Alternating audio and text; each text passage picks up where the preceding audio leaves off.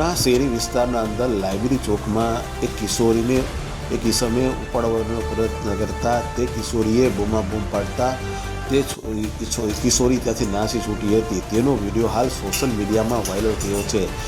ઉના વિસ્તારના અંદર લાઇબ્રેરી ચોક વિસ્તારના અંદર એક કિશોરી કોઈ કામ અર્થે જઈ રહી હતી। ત્યાં અચાનક એક ઈસમ આવી અને તેનું ગળું દબાવી રહ્યો હતો। તે કિશોરીએ રાડ પાડતા તરત ત્યાંથી તે નાસી છૂટી હતી અને તેનો વિડીયો હાલ સોશિયલ મીડિયામાં વાયરલ થયો છે। ત્યારે ઉના તાલુકાના દરેક સમાચાર તથા લોકલ સમાચાર જોવા માટે અમારી ઉના ન્યૂઝ ચેનલને સબસ્ક્રાઈબ કરો તથા ઇન્સ્ટાગ્રામ હોય તો ફોલો કરો અને ફેસબુક આઈડીને ફોલો કરો।